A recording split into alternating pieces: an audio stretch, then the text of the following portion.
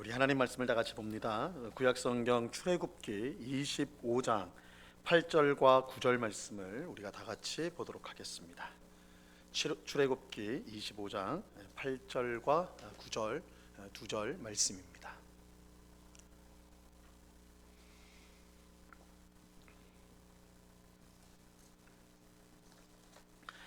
출애굽기 25장 8절과 9절 우리 두 절 말씀을 우리가 한 목소리로 하나님 말씀을 다 같이 읽도록 하겠습니다. 같이 읽습니다. 시작.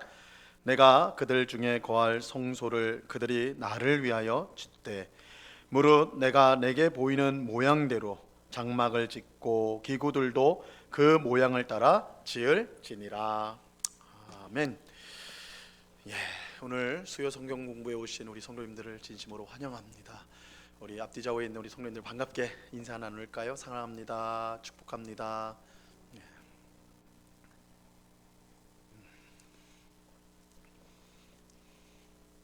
피곤한 시간일 수 있는데 하나님께서 귀한 말씀의 은혜를 베풀어 주셔서 우리 말씀으로 우리의 심령이 회복되고 새롭게 되는 복된 시간 될 수 있기를 간절히 축원합니다.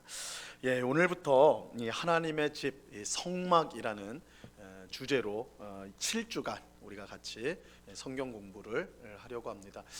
이 성막이라고 이제 하면 사실은 많이 들어보죠. 이 성막하고 성전하고 이렇게 이제 연결이 되어지기 때문에 우리가 성경을 읽으면 많이 이제 익숙한 개념입니다. 그런데 이 성막도 그렇고 성전도 이제 따지고 들어가 보면 사실 그 안에 있는 이제 비품들, 물건들이라든지 그 의미라든지 이런 것들, 그리고 그 속에서 이제 드려지는 제사라든지 이런 것들이 상당히 생소합니다. 왜냐하면 저희는 이제 이 구약 성경에 또한 신약 성경에 나오는 성막이나 성전에서 지금 우리가 예배를 드리는 게 아니에요. 여기는 성막과 성전은 제사를, 짐승 제사를 혹은 이제 곡식을 가지고 제사를, 일단 그런 제사가 이루어졌던 장소입니다.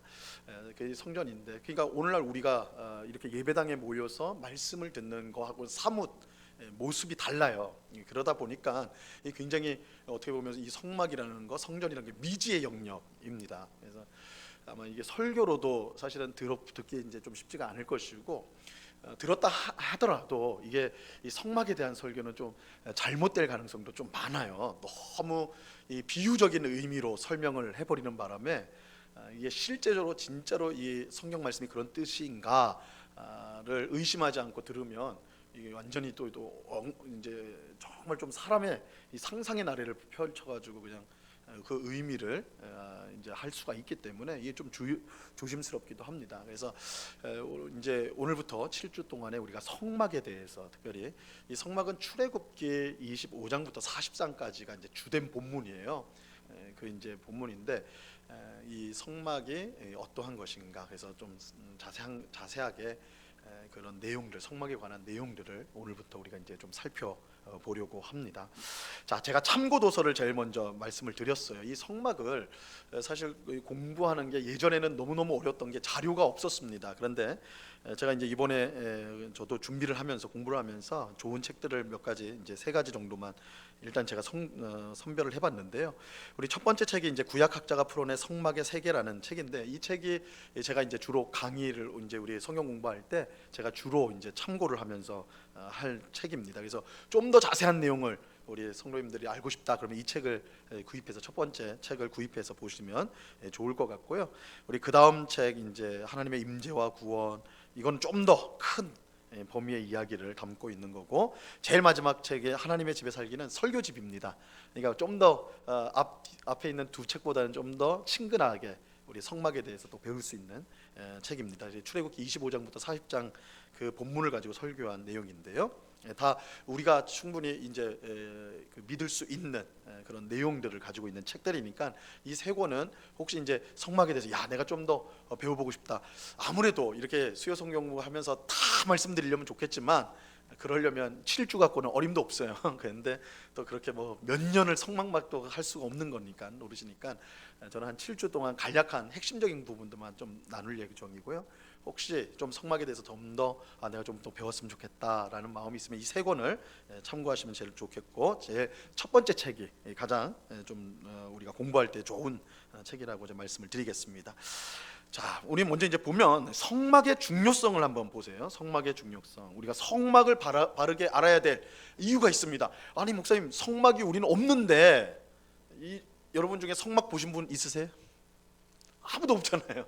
그죠? 성경, 구약 성경에 사실은 신약 성경에 예수님 당시의 사람들도 성막 본 적이 없어요. 그때는 성전이 있었지 성막은 없었단 말이에요. 본 적도 없는 건 뭐 그거 배워서 뭐 합니까? 이렇게 생각할 수 있는데, 세 가지로 우리가 꼭 성막에 대해서 배워야 될 세 가지 중요한 이유가 있습니다. 첫 번째는 하나님이 우리와 함께하는 것. 이 하나님이 우리와 함께하다라는 것을 한 단어로 줄여서 임마누엘이라고 그래요. 임마누엘이란 말 자체가 임마가 함께, 임마 누가 우리, 엘이 하나님. 그래서 임마누엘이 우리와 함께하는 하나님이란 뜻이거든요. 근데 하나님이 우리와 함께 하신다는 그 개념이 뭐냐? 그걸 설명할 때 가장 기본적인 게 이 성막입니다. 성막은 하나님이 우리와 함께하기 위해서 만드신 곳이에요. 그래서 임마누엘을 이해한다 할 때 이 성막을 이해해야지, 성막을 통해서 이제 임마누엘이라는 이 개념을, 하나님이 우리와 함께한다라는 것을 잘 배울 수가 있습니다. 기본적인 것들을. 근데 이 임마누엘은 곧 누구예요? 신약에 보니까 예수님이라고 그러잖아요. 예수님이 임마누엘이라고 그러잖아요. 그렇죠? 그래서 우리가 예수님을 안다고 할 때도 이 성막과 연결이 된다. 특별히 요한복음 1장 14절에 보면 말씀이 육신이 되었다 이렇게 말을 해요. 근데 정확하게 말하면 말씀이 장막이 되었다는 뜻이죠. 거기에 장막이 나와요. 이게 이 성막, 말씀이신 예수님이 우리 가운데 성막이 되었다, 이 말씀이거든요. 요한복음 1장 14절에서 예수님이 바로 이 성막이다라는 개념이 등장합니다. 그러니까 이 성막이 굉장히 이제 예수님과 밀접되어 있는, 임마누엘 예수님과 밀접한 개념이라는 것을 우리가 알 수가 있어요. 그래서 이걸 알아야 된다. 동시에 이 성육신은 하나님이신 예수님이 우리와 같은 사람이 되어서 우리 가운데 거하신 것인데, 이 성육신에 우리가 이해할 때 이 성막은 굉장히 중요한 기초가 됩니다. 그래서 성막을 우리가 분명히 알아야 된다. 그리고 이제 두 번째 우리가 알아야 될 이유는, 두 번째는 이 성막 혹은 성전이 예수님의 몸이에요. 우리 지난 주일 설교를 혹시 기억하실지 모르겠지만, 우리가 요한복음 2장에 봤는데 예수님께서 그 성전에 있는 장사하는 사람들 다 몰아내니까 사람들이 네가 무슨 권한으로 그렇게 하느냐, 우리에게 기적을 보여줘라 그랬잖아요. 그러니까 예수님이 뭐라고 그랬습니까? 이 성전을 헐라, 그러면 내가 3일 만에 다시 세우겠다. 이렇게 하면서 이 예수님이 세우겠다는 성전은 자기의 몸, 육체다, 예수님의 몸이다, 그렇게 말씀을 하셨어요. 그죠? 그래서 성막 혹은 성전은 예수님의 몸이에요. 예수님의 몸. 근데 더 중요한 것은 예수님의 몸은 곧 뭐예요? 교회예요. 에베소서 2장 20절에서 곧 교회다, 예수님의 몸, 그의 몸된 교회라는 개념이 나와요. 그러니까 이 성막이라는 것은 우리가 교회를 이해할 때 아주 기초적인 내용들을, 아주 중요한 핵심적인 내용을 알려준다. 그래서 우리가 교회를 이해하기 위해서, 교회가 무엇인지 알기 위해서 이 성막을 우리가 분명히 알아야 된다라는 것입니다. 오늘날에는 성전이란 말을 쓰나요, 안 쓰나요? 씁니까, 안 씁니까? 오늘날 성전, 오늘날 성전 있습니까, 없습니까? 성전이 있을까요, 없을까요? 지금 성경 공부 시간이니까 제가 물어보는 설교 시간 아니라서 제가 답할 때까지 기다릴 수도 있어요. 성전이란 말을 사실은 우리 이제 교회 새로 지을 때 성전 건축한다 이런 표현 쓰고, 새 성전 입당이란 말도 쓰고, 그렇게 해가지고 실제로 지금도 성전이 있는 것처럼 말을 하고, 또 예배당을 성전이다 이렇게 이제 말하는 경우도 있는데, 사실은 엄밀한 의미에서 보면 틀린 말입니다. 더 이상 성전은 존재하지 않아요. 성전 존재하지 않습니다. 그 이유가 이거예요. 바로 성막, 성전이 예수님의 몸이고, 예수님의 몸은 뭐라고 그래요? 교회라고 그러잖아요. 그러니까 그 예수님의 몸이 이런 예배당일 수는 없는 거 아니에요. 예수님의 몸은 교회인데, 그 교회는 뭐예요? 예수님의 몸된 지체라고 그러잖아요. 지체, 성도예요, 성도. 그러니까 교회는 성도들의 모임, 성도들이 이렇게 모여 있으면 이게 교회예요. 그러니까 이 건물은 성전이 아닙니다. 이게 성경의 정확한 개념이에요. 그러니까 우리가 이제 어떤 비유적인 의미로 예배당을 성전이라 말한다. 뭐 그렇다고 해서 그 무조건 나쁘다 이렇게 할 수는 없겠지만 정확히 말하면 그건 좀 틀린 말인 거예요. 이 예배당은 성전이 아닙니다. 성전은 교회예요, 교회. 우리 성도가 성전이고, 그래서 성령은 예배당 안에 거하는 게 아니라 어디에 거해요? 성도 안에 거하세요. 성도의 모임 가운데 거하세요. 그러니까 이 예배당 안에, 이 예배당 건물 안에 하나님이 거하시는 게 아닙니다. 만약에 이 예배당 안에 하나님이 계신다면 이건 성전이에요. 성전의 기본 개념이 하나님이 함께 하시는 거니까, 하나님이 임재하시는 곳이 성전이니까. 근데 예배당에는 우리 성도가 이 자리에 없으면 이거는 건물이에요, 건물. 여기에 하나님이 내가 여기 있다 이렇게 하시잖아요. 그러니까 하나님께서 여기서 딱 주일날 우리 예배, 하나님 여기 오셔서 우리의 예배를 받으시고 우리는 집으로 다 가고 하나님만 여기 혼자 앉아가지고 언제 주일 또 되나 이런 개념이 아니라는 거예요. 그런 개념이 아니에요. 그래서 여기는 이 건물로서의 예배당일 뿐이고, 예전에 성전은 하나님이 거하시는 곳이었는데, 장소로서. 근데 그것이 완성된 게 예수님의 몸, 그리고 예수님의 몸은 곧 뭐라고요? 교회라고. 교회. 예배당이 아니라 교회예요. 그래서 성도에게, 또 성도들의 모임인 교회 안에 이제는 하나님이 계세요. 그래서 성도가, 교회가 성전이에요, 성전. 그래서 이 개념을 우리가 이제 좀 잘 생각을 해야 됩니다. 그래서 이 건물 자체가 뭔가 거룩한 것처럼, 뭔가 구별된 것처럼 생각하는 것은 바람직한 건 아니에요. 근데 이렇게 말해버리면 그래? 이거 그냥 일반 건물이야? 그러면 막 침 뱉고 이러면 안 돼요. 이것은 우리가 소중히, 우리 모두가 소중하게 여겨야 되는 장소입니다. 근데 이곳이 성전이기 때문에 뭐 이렇게 가버리면 그거는 말씀하고는 어긋난다는 거예요. 또 한 가지가 제단이라는 말이에요. 제단. 제단이라는 말도 우리가 많이 씁니다, 그죠? 제단을 쌓는다, 혹은 뭐 제단 앞에 나온다 이런 말을 쓰는데, 교회에 제단이 있을까요, 없을까요? 대답하기 싫으시죠? 제단이 없죠. 왜냐하면 제단이란 말 자체는 뭐예요? 제사를 드리는 단이에요. 우리 교회에서 양을 제사로 드려본 적 있습니까? 여기서 우리 교회 역사 57년 쪽에 소 잡고 양 잡아가지고 여기서 하나님 앞에 바친 적 있나요? 태워가지고? 없을 거란 말이에요. 제단은 없어요. 제단은 없습니다. 이거는 이제 우리가 좀 더 생각해봐야 되는데, 왜 제단이 없느냐? 왜 제단이 없을까요? 구약에서는 다 제단이 있어서 제물을 드렸는데 왜 우리 교회는 제단이 없을까요? 예수 그리스도의 십자가가 영단번의 제사였기 때문에 그래요. 예수님의 제사가 완성을 시켜버렸어요. 그러니까 만약에 우리가 제사를 드린 자, 우리도 구약 성경을, 성막을 배워보니까 아니 이스라엘 백성이 드렸던 제사가 우리도 좀 하면 좋겠는데요, 목사님 우리도 한번 양 좀 잡아봅시다. 이렇게 되면 뭐가 문제가 되냐면 예수님의 십자가가 부족한 게 돼버려요. 부족하니까 다른 제사를 드리는 거 아니에요, 그죠? 그러니까 우리가 제단이란 말을 써버리면 이건 예수님의 십자가가 완전한, 완벽한, 영원한 제사였다는 걸 부정하는 일이 되기 때문에 이건 좀 심각한 문제가 돼버리는 거예요. 그래서 우리가 이제 우리가 습관적으로 그 말 쌓였을 때 저 사람은 틀렸다 이렇게 하면 안 되겠지만, 우리 그런 말로는 그럴 실수가 있을 수 있겠지만, 우리가 생각으로는 더 이상 우리가 건물을 제단으로 성전이라고 말하거나, 또 이 교회 교회에 제단이 있다라는 말을 한다거나, 이거는 우리가 이제 지양을 해야 돼요. 이제 그것들은 쓰지 않고, 대신 교회에는 뭐가 있습니까? 제단이 없고 강단이 있어요. 강단. 단은 있는데 제단이 아니라 강단이 있어요. 이 강단은 말씀이 선포되지는 거예요. 이제는 하나님의 말씀이 선포되어지는 곳이 예배당 안에 있는 겁니다. 제단이 아니라 강단이 있다. 그래서 이런 부분도 우리가 이제 잘 이해를 했는데, 교회에 관한, 그러니까 이 성막이 교회를 이해하는 중요한 내용을 제공해주고 있어요. 자, 세 번째, 성막은 하나님이 어떤 분인지를 우리에게 알려줘요. 그런 점에서 중요해요. 왜 그러냐면 성막은 하나님께서 직접 설계하신 것이기 때문에 그래요. 이 성막은요, 모세가 만들었는데, 물론 모세가 뚱땅뚱땅 거린 건 아니에요.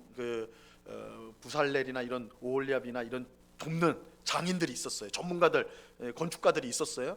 그들과 이제 백성들이 같이 이제 했는데, 그러나 이 설계도, 그것의 이뭐 쉽게 말해서 설계도죠. 우리 이 성막의 설계도는 모세가 하나님께 받아온 거예요. 그러니까 하나님께서 성막을 보여주시고 설계도를 보여주시고 모세가 그걸 싹 다 보고 기록해서 내려와 가지고 이제 지시를 해 가지고 만든 거예요. 그러니까 이 성막 건물 자체는요, 하나님이 주신 설계대로 되는 거예요. 이게 신적인 건물이에요, 신적인. 그래서 그렇기 때문에 성막 자체가 하나님이 직접 설계하신 것이기 때문에 그것을 통해 하나님이 누구신가를 배울 수가 있어요. 여러분, 건축가, 우리 이 건물을 만들 때 그 건축가의 성향이나 이런 게 드러나게 돼 있어요. 제가 이제 전에 사역했던 교회가 있는데 그 교회가 굉장히 멋져요. 천정이요, 유리로 돼 있습니다. 유리. 천정이, 교회 천정이 다 유리로 돼 있어요. 우리 교회가 천정으로 돼 있으면, 천정이 유리로 돼 있으면 볼만하겠죠. 빛이 쫙 들어와요. 그러니까 낮에 주일 예배 드릴 때 빛이 쫙 들어옵니다. 그러니까 얼마나 되게 경건해져요. 빛이 위에서 싹 내려오니까. 근데 이제 그걸 건축한 분이 미국에서 공부를 하신 분인데 그 미국의 남쪽에서 공부를 하셨대요. 근데 그분은 이 공부할 때 그 남쪽 지역은 비가 안 오는, 별로 안 오는 지역이에요. 근데 우리나라는 장마가 있잖아요. 장마가 한 번에 막 쏟아지는 거 있잖아요. 근데 그분은 그걸 생각을 못한 거예요. 그 건물 건축하면서 비를 별로 생각 안 하고 예쁘게만 빛이 쫙 들어오니까 얼마나 멋있냐고. 그렇게 멋지게 지어놨는데 상도 받았어요. 그런데 장마가 돼가지고 비가 쏟아지니까 비가 곳곳에서 새는 거예요. 곳곳에서. 이분이 그렇게 막 들어오는 거에 대해서 생각을 못 해본 거예요. 이건 좀 이제 부정적인 얘기였지만 이 건축가의 그 뭐 실력 이런 뿐만 아니라 그 사람이 생각하는 이상, 그죠? 그런 것들이 드러나게 돼 있어요. 건축물에는. 마찬가지로 성막을 하나님이 설계했다는 점에서 성막 자체가 하나님이 어떤 분인가가 드러나게 됩니다. 그래서 우리가 이제 성막에 대해서 배운다라는 것은 그것을 만드신 하나님을 배우는 것. 그래서 성막은 단순히 건물로서 그치는 게 아니라 그 건물을 만드신, 설계하신 하나님을 배운다는 점에서 중요하다. 그래서 이 세 가지 우리가 이제 중요한 이유로서 성막을 배워야 된다 할 수가 있습니다. 자, 이제 성막의 용어를 한번 보겠습니다. 자, 1번, 성막은 하나님께서 직접 설계하셨다. 우리가 이제 본문에 읽었죠. 출애굽기 25장 8절과 9절 읽었는데, 내가 그들 중에 거할 성소를 그들이 나를 위하여 짓되. 자, 성막은 하나님을 위해 짓는 거예요. 하나님, 뭐든지 우리가 하나님 앞에서 하는 건 다 하나님의 영광을 위해 하는 겁니다. 그것이 결국 또 우리를 위한 것이 되기도 하지만 1차적인 목표는 언제나 하나님께 영광이라는 걸 기억하셔야 돼요. 하나님을 위하여 짓되 무릇 내가 내게 보이는 모양대로 장막을 짓고. 그렇죠? 하나님이 모세에게 보여줬어요. 이 설계들 너 딱 보여주면서 너 이렇게 만들어라, 이렇게 하신 거예요. 그러니까 성막은 모세가 이제 전문가들하고 만든 거지만 그러나 그 설계도는 하나님이 주신 것이다라는 걸 기억해야 됩니다. 이건 또 우리가 하나님 앞에 예배드릴 때 중요한 원칙을 가르쳐줘요. 우리가 하나님을 어떻게 예배해야 됩니까? 하나님을 어떻게 봉사해야 돼요? 하나님이 정해준 식대로 해야 돼요. 이게 중요한 원칙이에요. 그러니까 우리가 예배드릴 때 우리가 좋은 방식으로, 야, 이건 나한테 맞는데, 그죠? 막 신나게, 이거 나는 원래 유쾌한 사람이니까 예배는 신나야 돼. 막 슬프고 이러면 안 돼. 아니야, 예배는 경건해야 돼. 아주 침묵하면서 그렇게 해야 되는 거야. 막 떠들고 이러면 안 돼. 이렇게 개인의 성향으로 예배를 드리면 안 된다는 거예요. 하나님의 말씀이 지시하는. 그래서 우리가 예배하는 법도 성경의 원리들을 찾아서 그 원리들을 적용해야 되는 것이지 임의적으로 하나님을 섬길 수가 없습니다. 이거는 하나님께서 성막을 지을 때 하나님이 보여줬다는 점에서 우리가 이제 알 수가 있습니다. 자, 이거는 성막뿐만 아니라 성전도 마찬가지. 성전도 하나님께서 다윗에게 영감을 주신 그대로 솔로몬에 의해서 건축이 됩니다. 다윗에게 영감을 주세요. 그래서 다윗이 마음대로 지은 게 아니라는 거예요. 성전을 하나님께서 알려주셨어요. 다만 다윗은 전쟁에서 피를 너무 흘렸기 때문에 허락을 하지 않으셨습니다. 하나님이 다윗에게. 대신 그 아들을 통해서 만들도록 하셨어요. 자, 성막과 성전은 하나님이 직접 디자인해서 만들어진 신적인 건물이다. 신적인 건물이다. 그러니까 이것만 봐도 오늘날 교회 예배당을 우리가 성전이라 말할 수 없는 하나의 이유겠죠. 하나님이 우리 응곡교회를 설계해 주시지 않으셨거든요. 그죠? 성막과 성전을 하나님이 직접 설계해 자기 집을 직접 설계한 것이라고 한다면 이 예배당은 그런 의미에서는 성전일 수가 없는 것입니다. 자, 성막과 관계된 여러 이름들을 좀 우리가 한번 살펴볼게요. 자, 첫 번째, 하나님이 임재하시는 장소로서 성막과 성전을 통칭하여서 다 아울러서 성전이라고 부를 수가 있습니다. 그러니까 성전이란 말은 결국 하나님이 임재하시는 곳, 하나님이 거하시는 곳을 성전이라고 합니다. 성전. 그래서 이게 성막이 되었건 성전이 되었건 뭐든 간에 이게 성도, 오늘날 교회, 우리 성도들의 모임도 성전이죠. 사도 바울이 너희는 그리스도의 너희는 성령의 전이다 그랬잖아요. 성령의 성전이다 그랬잖아요. 그렇죠? 성령의 전, 성전이다. 우리가 성전이에요. 왜요? 하나님이 우리 가운데 거하시니까. 그러니까 하나님이 거하시는 건 성전이에요. 그러니까 통칭해서 성전이다 이렇게 부릅니다. 자, 이것을 재료로 구분을 하면요, 성막은 그야말로 우리 오늘날 말하면 텐트입니다. 텐트. 천으로 만든 가죽, 천으로 만든 그걸 이제 성막은 천막으로 되고 성전은 돌로 만드는 거예요. 돌로 그렇게 이제 만드는 거. 여기서 이제 구분을 시킬 수가 있습니다. 그러니까 성막은 이동이 가능하죠. 텐트는 들고 다니는 거잖아요, 그죠? 오늘은 여기서 하고 이거 접어가지고 다음 날은 저기서 하고, 이동식이면 이동식 성전이 성막이에요. 다만 성전은요, 돌로 지으니까 움직일 수가 없어요. 고정이 되는 겁니다, 그 자리에. 그래서 예루살렘 성전, 예루살렘에 고정이 되는 거예요. 예루살렘에. 이게 오늘은 예루살렘, 내일은 베델 이렇게 가지 않습니다. 딱 고정되는 거예요. 그러니까 처음에 하나님께서 성막을 주신 이유는 이스라엘 출애굽한 이스라엘 백성들이 가나안 땅까지 이동하는 중에 있었기 때문에 성막을 주신 거예요. 만약에 성전을 지어라 해버리면 꼼짝없이 광야에 있어야 되는 거예요, 그죠? 그래서 이동식 성막을 주신 거고, 이제 가나안 땅에 정착했을 때 왕정, 이제 다윗 때에 안정이 됐을 때 성전을 이제 그 아들이 짓도록 그렇게 하시는 겁니다. 자, 3번, 성막은 하나님이 거하시는 거룩한 천막. 이 성자가 거룩하다는 뜻이에요. 거룩하다, 그렇죠? 거룩할 성이니까 거룩한 천막을 성막이라고 부릅니다. 성막. 근데 성막의 똑같은 이름이 회막이에요. 회막. 여러분 한번 성경을 보시면 회막이라는 말이, 야, 무슨 성막이 나오다가 회막이 나오다가 장막이 나오다가 막 이러거든요. 똑같아요. 성막, 회막, 장막 다 똑같은 말이에요. 그런데 성막은 거룩하다는 그 특성이 거룩한 곳이다, 이게 강조되는 거고, 회막은요, 회는 뭐일 회자예요? 하나님과 그의 백성이 만나는 장소. 그래서 텐트 오브 미팅이라고 그래요. 만남의 미팅 있죠. 미팅, 만나는 거.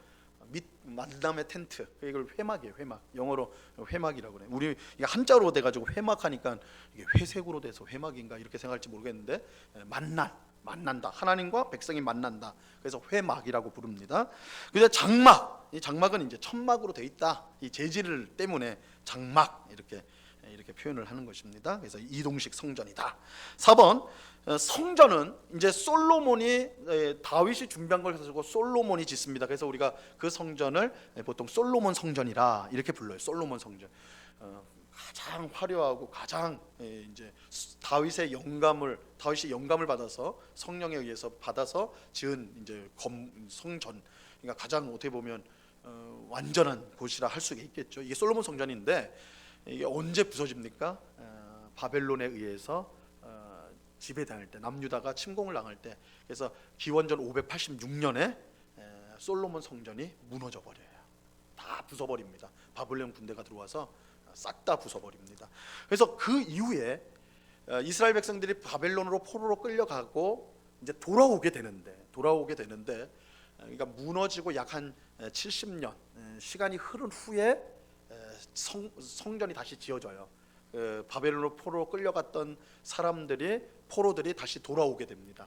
돌아왔을 때에 이 총독 수룹바벨과 제사장 여호수아의 주도로 이 성전이 건축이 됩니다. 그때 이제 활약했던 선지자가 학개 선지자, 학개하고 스가랴 선지자. 구약 거의 끝에 있죠. 학개, 스가랴. 그래서 보통 교회에서 건축하잖아요.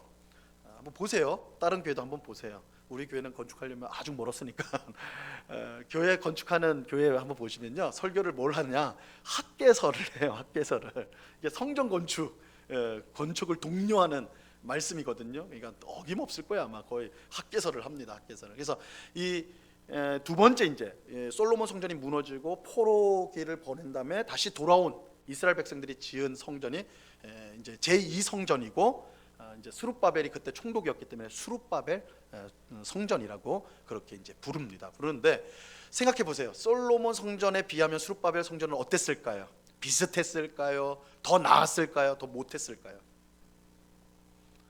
한번 끝까지 기다려 보려고요. 어땠을까요? 지금 포로하다가 돌아왔다니까요. 우리나라 6.25 전쟁이 다 끝나고 이제 안정이 돼서 건물을 지었다. 잘 지을 수 있습니까? 없습니까? 없죠. 솔로몬 때인 거는요, 다윗과 솔로몬 때는 이스라엘이 가장 부강했을 때예요. 그러니까 금으로 다 바릅니다. 성전 안을 금으로 다 칠한다는 아니요, 붙여버려요. 그 정도로 화려합니다. 엄청난 성전을 만들었어요. 근데 지금 포로기에서 돌아온 사람들은 돈도 없고 뭐도 없어요. 그런데 하나님 앞에 잘해야 된다는 당연히 그 생각이 있기 때문에 성전을 지어야 된다는 그런 의무가 있기 때문에 지었어요. 그러니까 굉장히 초라했어요. 그래서 그 이제 학개서나 보시면 그 성전을 지을 때 땅에 이제 기초를 놓잖아요. 다 무너졌으니까 기초를 놓을 때 솔로몬 성전을 봤다는 어르신들이 있었어요. 그러니까 연세가 굉장히 많았겠죠. 한 8, 90은 넘은, 그러니까 어렸을 때 10대 혹은 그 이하 때 초등학생 때 솔로몬 성전을 본 사람들이에요. 그 어르신들은. 그리고 포로기를 5, 60년을 지내고 돌아왔어. 그러니까 어렸을 때 그 기억이 있어요. 솔로몬 성전이 그 엄청난 화려한 그걸 봤는데 이제 건물을 짓는데 너무 초라한 거예요. 솔로몬 성전을 생각하니까. 그러니까 거기서 펑펑 울어요. 그 자손들은 너무 기쁜데, 야, 우리도 성전을 짓는구나, 하나님께 성전을 짓는구나 이래서 기뻐하는데 어르신들은 다 울었어요. 너무 초라하니까. 이게 이제 두 번째 성전, 이게 지어질 때 모습이었고, 이제 세 번째는 예수님 당시에 유대 땅을 다스렸던 헤롯 대왕, 예수님을 죽이려고 했던 헤롯 대왕이요. 제가 주일날도 설명을 드렸죠. 이 헤롯 대왕이 이 혈통적으로 유대인들이 싫어하는 피가 섞인 사람이에요. 에돔 사람의 피와 유대인의 피가 섞여 버렸어요. 혼혈이에요. 그러니까 유대인들이 참 한국 사람이랑 비슷한 것 같아요. 우리도 혈통 중요시 하잖아요. 요즘에는 좀 많이 이제 흐려졌지만 유대인들이 혈통 중요시 여기거든요. 그러니까 이 헤롯 대왕은 유대인이 아니에요. 전 반이에요, 반반이에요. 그러니까 반은 불량이에요. 그러다 보니까 헤롯 대왕이 통치를 해야 되는데 말을 안 듣잖아요. 그러니까 이게 힘드니까 환심을 사기 위해서, 백성의 마음을 얻기 위해서 성전을 개축을 합니다. 리모델링을 해요. 어마어마 크게 합니다. 굉장히 크게 해요. 굉장히 크게. 엄청나게 이제 그 영역을 크게 만들어서 하는데, 이것을 이제 우리가 헤롯 성전 이렇게 이제 부릅니다. 이게 예수님이 들어가셨던 성전이 바로 헤롯 성전이에요. 헤롯이 리모델링한 엄청나게 큰 성전입니다. 근데 이 성전은 무너지죠. 지금 있지 않습니다. AD 70년에 로마 장군 디도가 와가지고 다 무너뜨려 버려요. 그리고 그 이후로 성전은 없습니다. 그래서 여러분 지금 이스라엘에 가도 성전을 보실 수가 없어요. 대신 통곡의 벽이라고 해서 거기서 이제 울면서 기도하는 유대인들은 볼 거예요. 메시아를 기다리면서 여전히. 자, 이렇게 해서 이제 성전은 이 세 가지로 이렇게 이제 볼 수가 있습니다. 우리 다음 페이지로 넘어가 보세요. 자, 성소라는 말이 나와요. 성경에 보면 성소라는 말이 나오는데, 이 성소라는 말은 굉장히 넓은 의미입니다. 그래서 성막, 성전을 다 포함하고 뿐만 아니라 사실은 예루살렘의 성전이 세워지기 전에는 베델이라든지 길갈이라든지 이런 경건한 도시들이 있었어요. 거기에 다 예배 제단이 있었습니다. 제단이. 그런 데까지 다 합친 개념이 성소입니다. 성소. 그래서 이 성소는 굉장히 넓은 개념으로서 성막, 성전을 다 포함한 예배 초소를 다 성소라는 말로 표현을 했어요. 자, 성막의 구조를 보시기 바랍니다. 제가 이제 그림을 제가 이제 넣었는데, 이게 밑에 보시면 이제 그 제가 소개한 책 거기서 이제 발췌를 해온 것입니다. 거기 이제 칼라로 인쇄돼서 그래도 잘 보이시죠? 예. 자, 이게 이제 성막이 어떤 구조냐, 이렇게 이제 출입문 보이시죠? 오른쪽 끝에 출입문 보이세요? 예, 한글로 돼 있으니까. 출입문이, 이 출입문이 있는 쪽이 동쪽입니다. 동쪽. 그래서 동쪽에서 들어가게 돼 있어요. 말씀드린 대로 이 성막은 이동식입니다. 그래서 다른 데로 이사를 가야 돼요. 이사를 가면 언제나 동쪽을 찾아가지고 거기를 출입문으로 만듭니다. 동쪽이 중요해요. 이건 밑에 설명할게요. 그래서 이제 출입문에서 딱 들어가면 그 뜰입니다. 뜰. 이제 제일 만나는 곳이 뜰인데 그 뜰 안에 제일 중요한 게 번제단이 있어요. 번제단. 이것은 여기서 이제 제물을 드리는 번제단이 있게 됩니다. 그리고 이제 번제단에서 중앙에 번제단이 있죠. 그 다음에 번제단 옆에 뭐가 있어요? 동그란 게 물두멍이 있어요. 물두멍. 이거는 그냥 수조라고 생각하면 돼요. 물을 담아 놓는 것. 그러니까 물을 쓰는 게 많았어요. 그 안에서 씻기도 해야 되고 뭐 이건 좀 이따 더 설명할게요. 물두멍이 있고 그 좀 더 옆으로 왼쪽으로 가면 또 건물 하나가 있어요. 그러니까 뜰 안에 건물이 하나가 있습니다. 이 건물도 출입문이 이 동쪽에 있어요. 이 출입문은 벽이 아니에요. 이쪽은 여기는 이제 커튼으로 가려져 있습니다. 그래서 들어가게 되는데 여기를 이제 우리 이제 성전 안 건물이라고 말을 하는데 이거를 내성소와 지성소라고 부릅니다. 두 곳으로 다시 갈라져요. 그래서 딱 들어가면 커튼을 지치고 들어가면 여기 내성소 안으로 들어가면 여기에는 세 가지 물품이 있습니다. 세 가지가 있는데 중앙에 보이는 게 금향단, 향을 피우는 거. 그리고 이제 위쪽에 북쪽으로 보면 떡상, 그러니까 떡을 진설해 놓는 거, 떡을 놓는 것 있고, 이제 남쪽으로 보면 그 등잔대, 불을 이제 환히 불을 하는 그것이 어두우니까 거기를 이제 덮어두거든요, 위를. 그러니까 어두우니까 밝히는 이제 등잔대가 그 안에 있습니다. 자, 그거 있고 이제 또 이제 가려져 있어요. 그 커튼으로. 이게 이제 지성소 앞에 있는 커튼인데 지성소 안으로 들어가면 거기에 뭐가 있으면 법궤가 있어요. 법궤가 그러니까 상자가 있어요. 박스 상자가 하나가 있습니다. 그 상자 안에는 우리가 이제 나중에는 보겠지만 하나님이 모세에게 주신 율법, 돌에 새겨진 그 돌판, 율법을 새긴 돌판이 있고 그 십계명이 새겨진 돌판이 그 안에 들어 있고 아론의 쌍난 지팡이가 있고 만나를 집어넣은 항아리가 이 법궤 박스 안에 들어가 있습니다. 이 안에 들어가 있고 더 중요한 거는 이 박스 위를 속죄소라고 불러요. 속죄소 혹은 시은좌. 시은좌는 은혜를 베푸는 자리란 뜻이에요.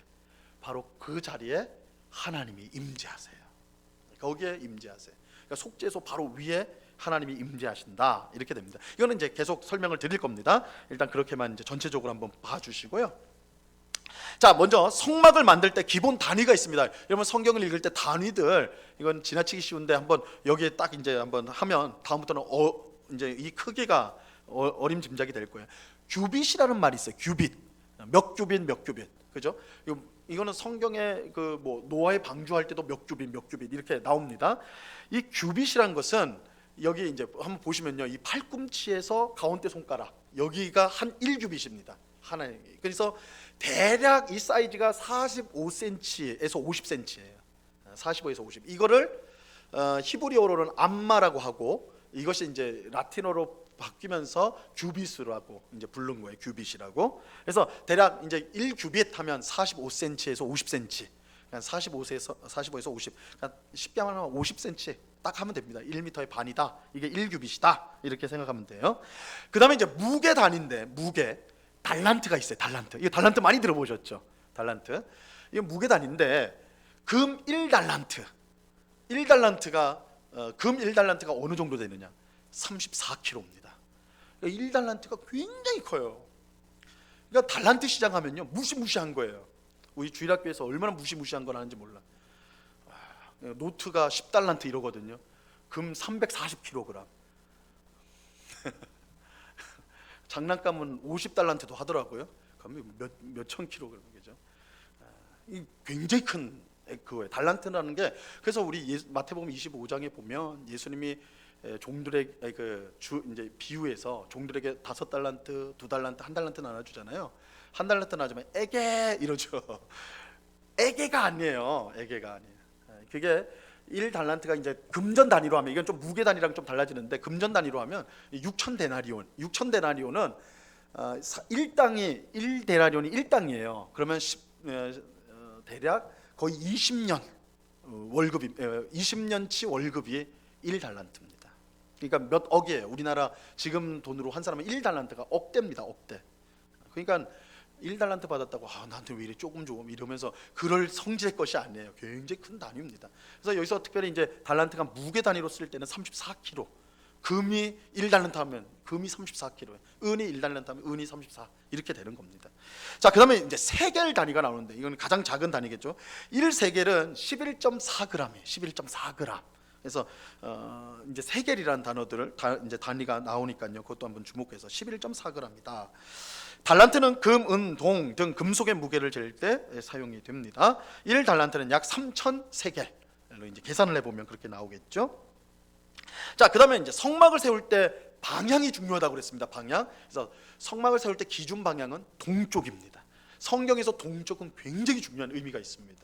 동쪽이 중요해요. 자, 성막을 설치할 때 이동식이기 때문에 성막을 설치할 때 뜰의 입구 쪽을 반드시 동쪽으로 삼습니다. 동쪽은 언약궤 위에 계신 하나님과 얼굴을 맞대는 맞은편이에요. 동쪽이. 그러니까 보세요. 성막의 입구로 들어올 때 제일 맞은편에 뭐가 있어요? 물론 커튼으로 가져져 있지만 지성소의 법궤 위에 하나님이 계신 거예요. 그러니까 그 성막에 들어가는 사람은, 뜰로 들어가는 사람은 하나님을 마주하면서 들어가게 되는 겁니다. 구조가. 그러니까 동쪽에서 문에서 들어간다는 건 하나님과 마주 보면서 들어간다는 의미가 있어요. 하나님 쪽으로 가는 거예요. 동에서 안으로 들어간다는 건. 그러니까 이거 굉장히 긍정적인 의미죠. 동쪽이라는 게 하나님 앞으로 간다는 거. 그런데 거꾸로 반대, 밖으로 나가는 거는 동쪽으로 나가는 거. 그러니까 동쪽에서 이거는 안으로 들어오는 거잖아요. 근데 동쪽으로 바깥으로 가는 건 무슨 뜻이에요? 하나님께 등을 돌린 거예요. 그죠? 동쪽으로 간다는 건 등을 돌린 겁니다. 이거는 이 동쪽으로 나간다는 건 굉장히 부정적인 의미로 하나님을 떠난다는 뜻이 돼요. 그래서 그 창세기 3장 16절에 보면요, 가인에 대한 얘기가 나오는데 뭐라고 하냐면 가인이 여호와 앞을 떠나서 에덴 어디로 갔다고요? 동쪽으로 갔다. 에덴 동쪽으로. 드라마 제목도 에덴의 동쪽이 있었던 것 같은데 그죠? 좋은 의미가 아니에요. 에덴의 동쪽은 하나님을 등졌다라는 거예요. 등지고 가는 거예요. 등지고. 그래서 에덴 동상도 동쪽을 하나님이 막습니다. 그 아담과 하와를 추방한 다음에 동쪽을 막, 그게 출입구예요. 하나님의 임재로 들어가는 출입구가 되는 거예요. 동쪽으로 나간다는 건 하나님께 등을 돌리고 멀어진다는 의미예요. 그러니까 이 방향도 굉장히 중요한 의미를 우리가 가지고 있다 할 수가 있는 것이죠. 그래서 우리 시편 같은 시편 기자들이 성전으로 들어갈 때 기쁨을 가지고 감격을 가지고 시편 115편 이후에 그 성전에 올라가는 노래들이 나오거든요. 그들 가운데 기쁨이 있고 즐거움이 있는 것은 하나님을 보러 올라가기 때문에 성전으로 간다는 건 성막 방향으로 들어간다는, 동쪽에서 하나님 맞은편 보면서 들어간다는 의미가 되기 때문에 하나님을 만나러 간다는 그 기쁨이 있는 거예요. 성전으로 들어간다는 건 그런 의미가 있는 것입니다. 그러니까 우리가 이제 교회 오실 때도 마찬가지예요, 그죠? 물론 건물로서 우리가 이해를 하면 안 되지만 지금으로는 우리가 지금도 그러면 목사님 우리 운곡교회도 동쪽에 출입구가 있나요? 모르겠네요, 그죠? 한번 찾아야 되는데 동쪽 아니면 문을 바꿔야 될지도 모르겠는데 그런 의미는 아니에요. 이제는 건물로서가 아니라고 그랬으니까. 그러나 이런 의미들은 생각해야 돼. 우리가 예배당에 올 때에, 우리가 성도들을 하고 만나러 올 때에 우리는 동쪽으로 하나님 맞은편으로 들어온다는 그런 의식을 가지고 들어요. 그래서 히브리서 10장 19절에도 히브리서 기자가 뭐라 하냐면 형제들아 우리가 예수의 피를 힘입어 성소에 들어갈 담력을 얻었나니 우리 앞에 놓여진 것은 새롭고 산 길이다, 이 말이 나와요. 이게 동쪽에서 하나님 앞으로 나가는 길이 열립니다. 자, 이제 성막의 규모를 보겠습니다. 자, 성막 전체 규모는, 자, 이 그림 보시면 이게 네모 반듯하지 않습니다. 정사각형이 아니에요, 그죠? 정사각형이 아니라 양쪽으로 동서로 길어요. 동서로 길고 남북으로는 짧고, 그죠? 그래서 그 이제 동서로는 100규빗 하면 50m. 이거 딱 반 자르시면 돼, 그냥. 100규빗 하면 50m. 그래서 이제 성전 입구로부터 성전 끝까지가 50m입니다. 50m고, 그럼 위아래 북과 남으로 하면 반이에요. 25m. 그러니까 이게 정사각형이 아니죠. 직각이죠, 그냥. 그래서 길이가 긴 겁니다. 그렇게 생각하시면 되고요. 자, 성막들 둘레에 다음 장 넘어가서요. 포장막을 치는데 이거는 그 쉽게 말하면 담벼락인데 이건 이동식이기 때문에 담벼락이 아니라 텐트, 우리식으로 그 텐트 칠 때 폴대 놓고 딱 천으로 하잖아요. 똑같아요. 기둥을 박아놓고 거기다가 천으로 쫙 하는 겁니다. 그냥 포장막이에요. 포장막. 이렇게 되는 건데 이제 기둥이 60개가 들어갑니다. 이 폭을 다 감싸기 위해서. 그래서 남쪽과 북쪽이 각 20개. 그리고 기니까 동쪽과 서쪽은 각 10개씩 반으로 짧으니까 그렇게 이제 됩니다. 그래서 총 60개가 되는 거예요. 자, 이제 성막안 건물이 있는데 이 성막안 건물은 말씀드린 대로 내성소와 지성소가 있는 곳입니다. 내성소와 지성소. 그래서 그 이제 그림에 보시면 이제 그 번제단 있는 곳 옆에 쪽에, 그죠? 이제 이 내성소와 지성소가 이렇게 있습니다. 내성소와 지성소가 있는데 이제 이 둘을 사실은 보통은 회막이라고 합니다. 회막. 왜 그러냐면 하나님을 만나는 곳이기 때문에, 하나님의 임재가 있는 곳이 바로 이 지성소예요. 지성소. 그렇기 때문에 이곳을 우리가 이제 좀 더 좁혀서 회막이다, 전체를 회막이라고도 하지만 이 건물만을 회막이라 그렇게 부릅니다. 이 건물은 3면의 벽을 갖고 있고, 말했죠, 동쪽은 없어요, 문이. 그러니까 북쪽, 남쪽, 서쪽에만 벽이 있는 겁니다. 그리고 위에는 천막으로 덮어버린 거고요. 그리고 이제 앞에도 이제 휘장이 있어가지고 휘장을 제끼고 들어가야 돼요. 커튼을 걸어서 이제 들어가게 되어 있습니다. 크기는 남쪽과 북쪽 벽이 약 30규빗, 반 나누면 15m, 서쪽 벽이 10규빗, 5m 이렇게 되는 것입니다. 자, 특히 이제 지성소가 중요하죠. 왜냐하면 지성소는 하나님이 임재하시는 곳이니까. 근데 이 지성소는 완전한 육방체예요. 위 아래 가로 세로 높이가 다 똑같이 5m씩 이제 됩니다. 그래서 그렇게 이제 딱 그렇게 이제 돼 있고, 그 옆에 붙어 있는 성소, 내성소는 남쪽과 북쪽 벽이 각각 20규빗으로 지성소의 2배 길이다. 한번 그림을 보시면 딱 이해가 돼요, 그죠? 지성소하고 내성소가 길이가 차이가 나죠. 딱 보시면 그렇게 됩니다. 자, 성막의 이제 비품을 보셔야 되는데, 그러니까 그림을 왔다 갔다 하면서 보세요. 지금 이제 뜰에 딱 입구를 통해서 뜰에 들어가면 딱 보이는 게 번제단하고 물두멍, 이 가장 중요한 게 번제단 물두멍입니다. 그 다음에 이제 내성소로 들어가면, 건물 안으로 들어가면 그 안에 3가지가 있어요. 떡을 놓는 떡상, 그리고 향단, 향을 태우는데, 그 다음에 등잔대, 등불을 이렇게 하는 데가 있습니다. 그 다음에 이제 그 안으로 들어가면 법궤가 있어요. 아까 말하는 언약궤라고도 하고 법궤라고 하고 이렇게 있습니다. 이게 이제 비품이고요. 자, 그러면 이제 먼저 성막뜰 구조를 한번 볼게요. 성막뜰에는 번제단이 중앙에 놓여 있어요. 왜냐하면 가장 중요한 거니까, 그죠? 그 다음에 그 번제단은 이제 제사 드리는 곳입니다. 제물을 태우는 곳이 번제단이에요. 말 그대로. 뭐 어렵지 않겠죠? 그 번제단에서 서쪽, 그러니까 그 회막 건물 앞에 있는 것이 물두멍이 놓여 있어요. 물두멍. 거기 물두멍에는 물이 담겨져 있습니다. 그러니까 큽니다. 조그만 게 아니라 커요. 거기다 이제 물을 담아 있는데 여러 가지로 씁니다. 그러니까 성막 안에서, 뜰 안에서 사용되어지는 모든 용도의 물이 거기에 이제 담기는 거예요. 그래서 제사장이 씻기도 하고, 지성소 안에 들어가서 나올 때, 성소에서 나올 때 씻어야 되는데 그 물로 씻기도 하고요. 씻는 것만 아니라, 그리고 또 제물도 씻어요. 더러운 것들을 깔끔할 때 할 때 물두멍의 물로 사용해서 씻습니다. 또 중요한 것이 음식물을 할 때 씁니다. 제사장들은 이 제물이 거룩하기 때문에 뜰 안에서 먹었거든요. 그렇기 때문에 음식을 해야 돼요. 삶아야 된단 말이에요. 그럼 뭐가 필요해요? 불로 태우거나 이렇게 되는데, 음식을 할 때 물이 필요하죠. 물 없이 음식할 수 없는 거 아니에요, 그죠? 그래서 그 물두멍의 물들이 다 이런 용도로 다양하게 사용이 되어졌다 라는 것을 알 수가 있습니다. 그 다음에 이제 제물을 당연히 죽이는 곳이 있겠죠. 그래서 도살 장소가 있는데, 이거는 번제단의 북쪽 위쪽에 위치가 되어져 있습니다. 이거는 이제 레위기 1장 11절에 보니까 북쪽에 있다 이렇게 이제 되는데, 그러니까 그 안에, 뜰 안에 있는 겁니다. 그렇기 때문에 소는요 아마도 거기서 안 잡았을 거라고 봐요.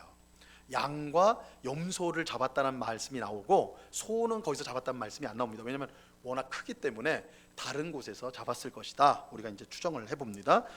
그래서 도살 장소가 있고, 그 다음에 이제 짐승을 태우면 뭐가 나오죠? 재가 나오겠죠. 또 짐승의 이제 그 배설물 같은 건 더럽잖아요. 그거를 바칠 수는 없잖아요. 그럼 그걸 다 빼내는데, 그것은 재를 버리는 곳이 있습니다. 재를 버리는 곳. 이건 번제단 동편에, 그러니까 입구 쪽, 이제 번제단에서 입구 쪽 방향으로 이제 재를 버리는 곳이 있습니다. 근데 그 공간이 크지 않기 때문에 당연히 어느 정도 차면 그걸 다시 밖으로 나가서 다 버리는, 다시 거룩한 지정된 곳에 다시 버리게 됩니다. 어쨌든 뜰 안에 그런 곳이 있다라는 거예요. 그 다음에 이제 경사로가 있는데, 이건 뭐냐면 번제단이 낮게 있지 않습니다. 높은 데 올려놨어요. 그래서 그 올라갈 때 이제 계단 같은 위로 올라가는 그것이 필요했습니다. 계단처럼 위로 올라가는 경사로가 있었다. 그래서 제사장들이 아래가 보이지 않도록 해야 된다, 이 표현이 올라가기 때문에. 그래서 성경에 보면 그 레위기 9장 22절에 보면 제사를 드리고 내려왔다라는 표현을 써요. 제단에서. 그러니까 이게 위에 있으니까 내려왔다는 표현이 자연스럽게 나오는 것이죠. 자, 그래서 이거는 이거 첨부에 든 그림에 보면 다 위치가 나와 있습니다. 그죠? 재버리는 곳, 뭐 도살 장소, 이렇게 대략 이제 머릿속에 넣을 수가 있습니다. 자, 이제 삼중 공간인데요. 보세요. 이게 삼중 공간이 우리가 좀 잘 개념을 잡아야 됩니다. 자, 성막은 세 가지 휘장, 커튼으로 장소가 구분이 돼요. 휘장이.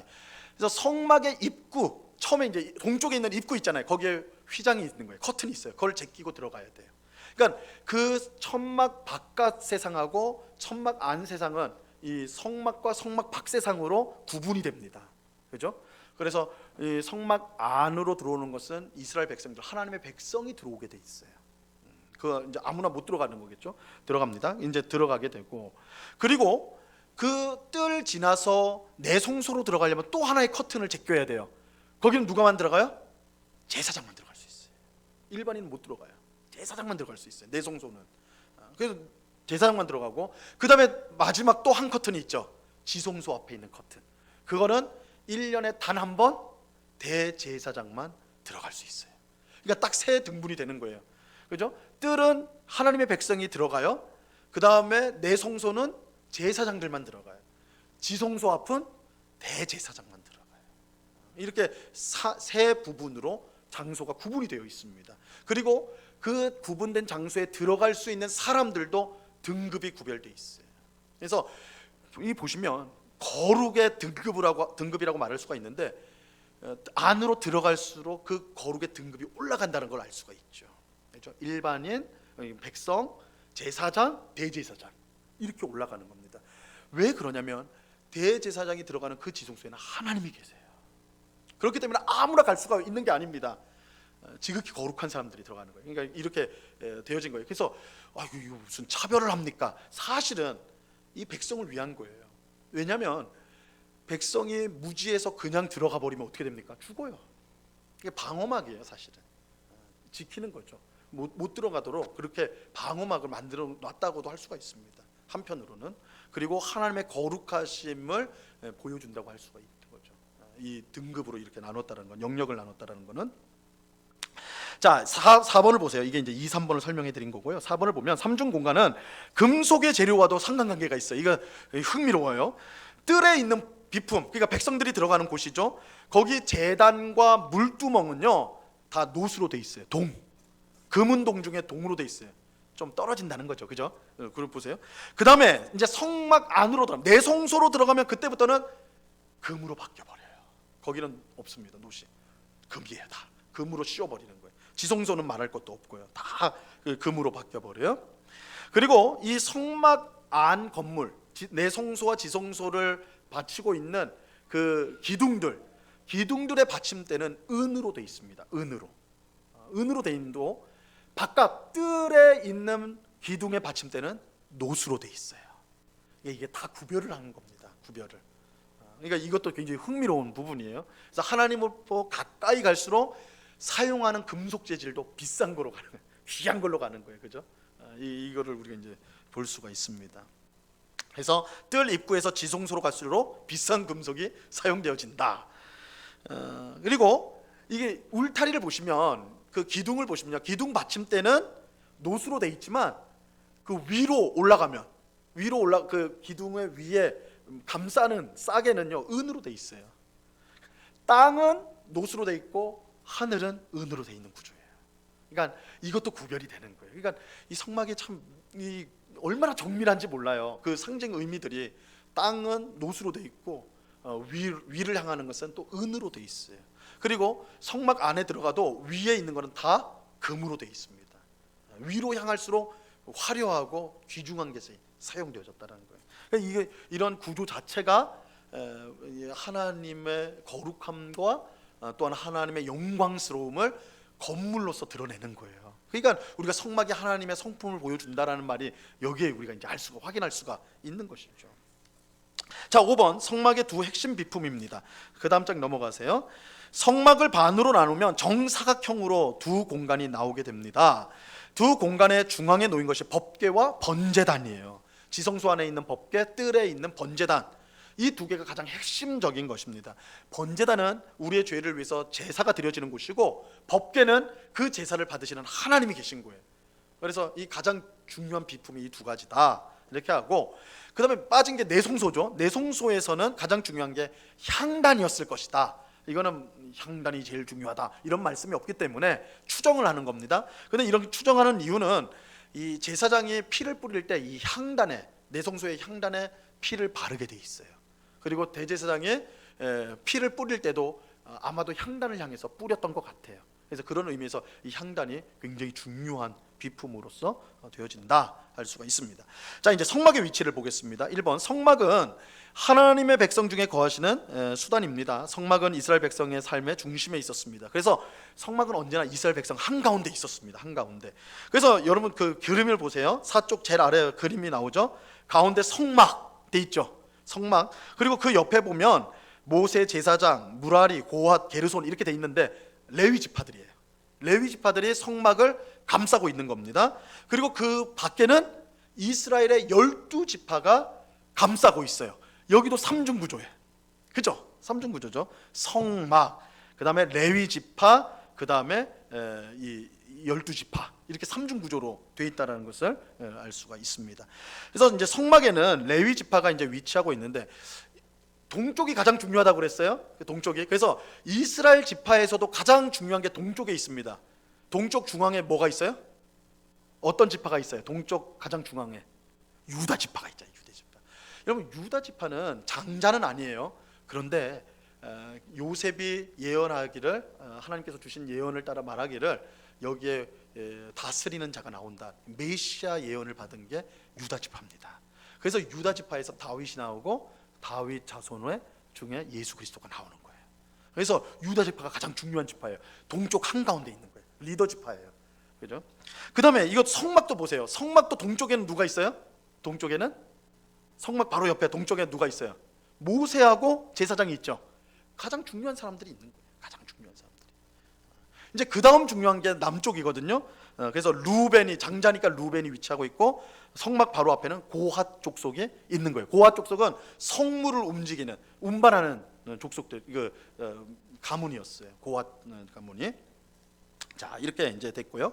3번 내용은 그냥 한번 읽어보시면 되겠습니다. 이제 마지막으로 가볼게요. 5쪽. 성막의 이동인데, 성막은 이동식 성전이라고 말씀을 드렸습니다. 이동을 해야 돼요.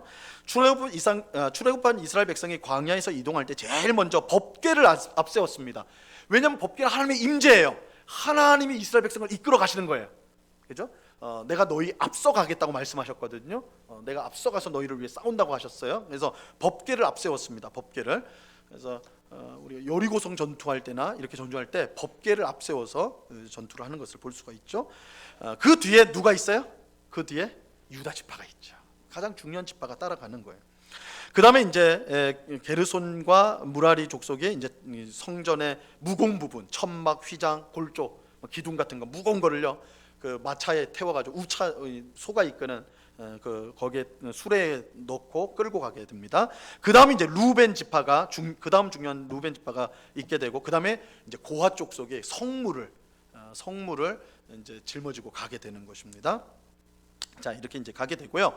7번에 2번을 보세요. 이스라엘 백성이 이동할 때 그 불기둥과 구름기둥이란 말 들어보셨죠? 광야에서 낮에는 구름기둥으로, 밤에는 불기둥으로 인도하셨다.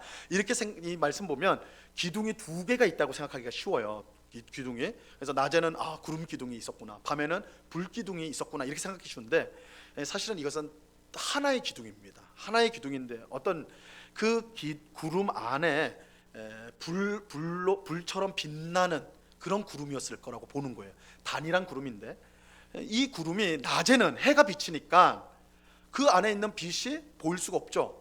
빛이 들어오니까 햇빛이 강하게 내리쬐니까 그 안에 빛이 보이지 않아요. 그래서 구름으로만 보이는 거예요, 낮에는. 근데 밤에는 깜깜하니까 이 구름보다 그 안에 빛이 감돌고 있는 빛이 더 환하게 보여서 불기둥이라고 이제 말할 수가 있는, 이게 동일한 거다. 그것이 이제 백성들을 이끌었다, 이렇게 하시면 되겠습니다. 예, 오늘은 여기까지 어떻게 보면 좀 성막의 기본적인 전체적인 내용들을 한번 살펴봤습니다. 그냥 이거 버리지 마시고요. 집에 가셔서 이 그림은 한번 잘 보세요. 그러면 여러분들이 출애굽기 25장 이후 부분, 레위기 부분 볼 때 많은 부분이 해소가 됩니다. 물론 우리가 이제 다음 시간에 계속 이제 내용을 보겠지만 이 형태만 머릿속에 넣어도 이렇게 움직였겠구나, 이렇게 한다는 게 이런 뜻이겠구나라는 게 생각이 되어질 거예요. 예. 기도하고 마치겠습니다. 하나님 아버지, 감사합니다.